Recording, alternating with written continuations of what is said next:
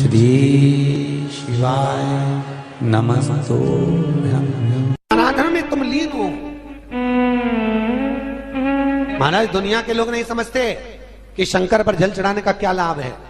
शिव महापुराण कहती है, अगर एक दिन शिव महापुराण की कथा कहती है सोमवार के दिन भगवान शंकर को अगर जल चढ़ाया जाता है तो घर में तेज लक्ष्मी प्राप्त होती है। क्या मिलती है?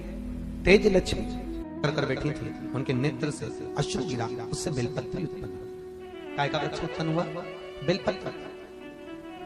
पूरी दुनिया में केवल एक बेलपत्र का वृक्ष कैसा होता है जिस वृक्ष के नीचे माता लक्ष्मी शाम के समय पर बुआरी लगाने के लिए जाती है, झाड़ू लगाने के लिए। बेलपत्री के पेड़ पर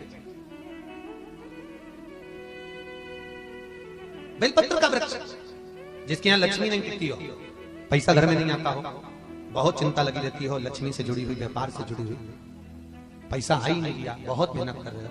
सोमवार की सोमवार 5 सोमवार बेलपत्री के पेड़ के नीचे एक घी का दिया लगाना चालू कर दीजिए। शाम के साथ थोड़ी सी मिट्टी बेलपत्री के पेड़ के नीचे की उठा कर लिया, घर के अंदर लाकर इतनी सी मिट्टी लाकर पटक दीजिए।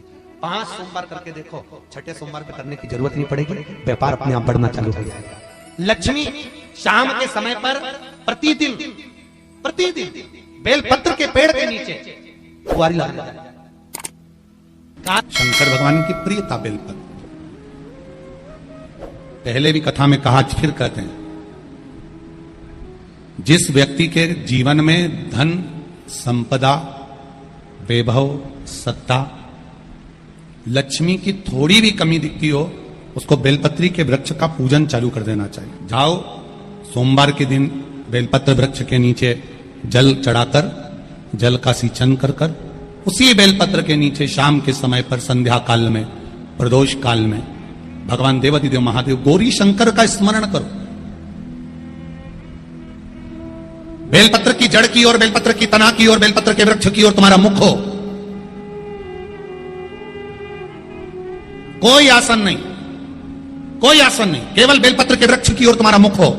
जहां बेलपत्री का वृक्ष है उसके नीचे बैठकर, उसकी छाया में, उसकी ओट में पंचाक्षर मंत्र नमः शिवाय, या फिर षडाक्षर मंत्र ओम नमः शिवाय, या फिर श्री शिवाय नमस्तुभ्यं का स्मरण कर कर अपने हृदय की बात गौरी शंकर से, महादेव से कहे। शिव महापुराण की कथा कहती है 7 दिनों में एक दिन सोमवार का ऐसा होता है जिस दिन 33 कोटि देवी देवता बेलपत्री के वृक्ष के नीचे बैठकर भगवान शंकर और पार्वती का स्मरण करते हैं और शिव पार्वती उनकी झोलियां खुशियों से भरते हैं। देवता भी जिनका भजन कर रहे हैं वो बेलपत्री के वृक्ष के नीचे। लक्ष्मी, मां लक्ष्मी भी बेलपत्र के वृक्ष के नीचे निरंतर विराजमान होती है। और आप लोगों से एक निवेदन और करना चाहेंगे, ये मनुष्य का शरीर जब तक रहे, ये मानव की देह जब तक रहे, जिंदगी में एक बेलपत्री का वृक्ष अपने रहते रहते कहीं पर भी लगाना, उसको बड़ा करना, उसको बड़ा कर कर जैसे अपने बच्चे को बड़ा करते हो ऐसे लगाकर बड़ा कर कर महादेव से कहना कि मैंने अपनी जिंदगी में, मैं मर भी जाऊं, मेरे प्राण छूट भी जाएं, मेरे जाने के बाद मेरे घर के लोग एक लोटा जल चढ़ाएं ना चढ़ाएं, बेलपत्री चढ़ाएं ना चढ़ाएं, पर ये वृक्ष मैंने बेलपत्री का लगा दिया, अगर मैं मर भी गई तो मेरे मरने के बाद भी मेरे हाथ की बेलपत्र महादेव को चढ़ती रहेगी, महादेव को प्राप्त होती रहेगी। लगाओ एक बेलपत्री के पौधे को, छोटे से बड़ा करो, बड़े से बड़ा करो, बड़े से बड़ा करो, और बड़ा करने के बाद उसको कहीं तुम्हारी मर्जी पड़े जहां उस बेलपत्री के वृक्ष को लगाओ। अगर गलती हो गई, ये बहुत गलतियां हो गई, बहुत दुख पड़ गया, तकलीफ में आ गए, लग रहा है कि मुझसे बहुत गलतियां हुई है, बाबा मेरी नहीं सुन रहा, ये बेलपत्री का भाग की डंडी पीछे की ओर कर, जहां बैठकर बेलपत्र चढ़ा रहा, पत्ती का मुख अपनी और डंडी का मुख सामने। शिव की कुछ आराधना है, मेरे भोले बाबा की कुछ आराधना है। खाली ना जाता कोई, खाली ना जाता कोई, दर से तुम्हारे मैं भी खड़ी हूं नहीं, बाहें पसार मैं भी खड़ा हूं नन्ही बाहें पसार। अपने।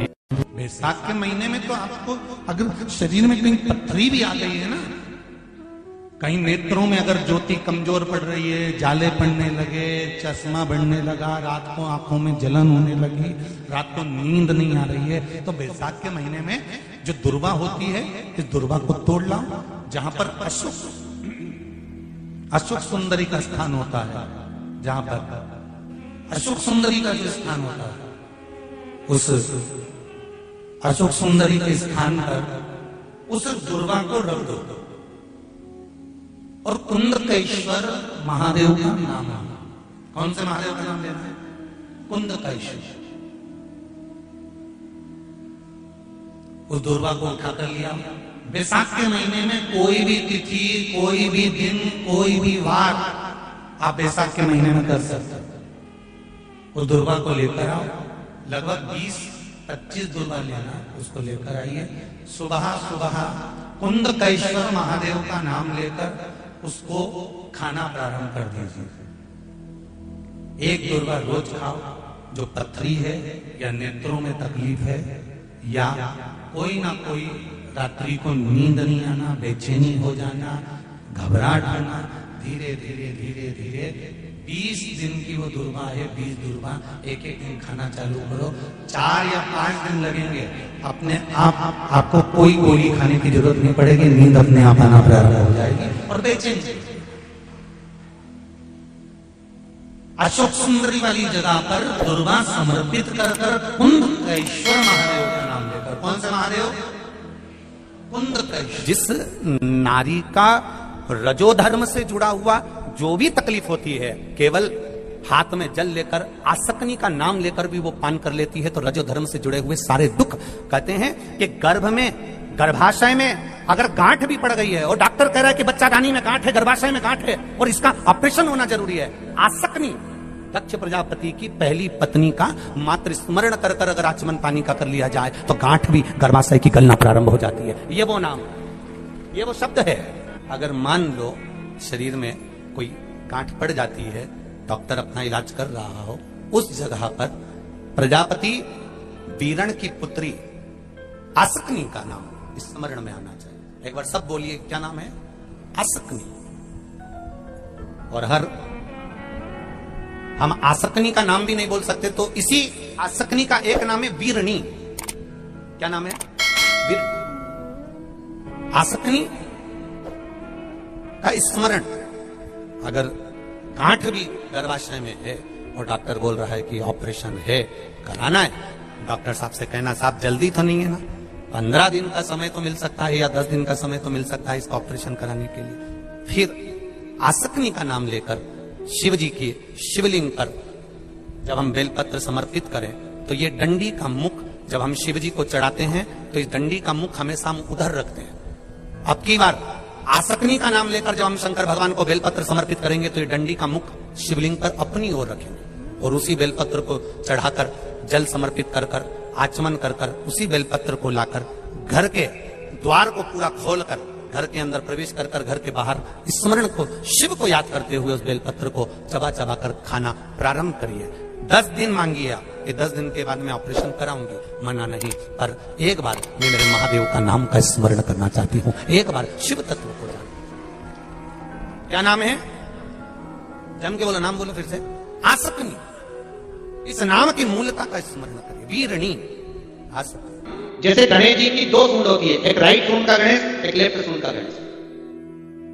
कौन कौन सी सूंड का? राइट सूंड और लेफ्ट सूंड। राइट सूंड का गणेश घर में होना चाहिए और लेफ्ट सूंड का गणेश आपका कोई ऑफिस हो, जहां से आप अपना धंधा कर रहे हैं, नौकरी कर रहे हैं, सर्विस कर रहे हैं, काम कर रहे हैं, बिजनेस कर रहे हैं, या आप अपनी कोई भी कुर्सी के ऊपर बैठते हैं किसी कमरे में जाकर, उस कमरे के अंदर लेफ्ट सूंड का अगर गणेश होगा तो आपकी तरक्की को, आपकी उन्नति को दुनिया में कोई नहीं रोक सकता। और अगर जिस स्थान पर बैठकर आप बिजनेस कर रहे हैं, कमा रहे हैं, उस स्थान पर अगर राइट सूंड का गणेश होगा तो आपकी तरक्की नहीं, वहां लेफ्ट सूंड का गणेश होना चाहिए। और घर में जम के बोलो, राइट सूंड का गणेश। खाली ना जाता कोई,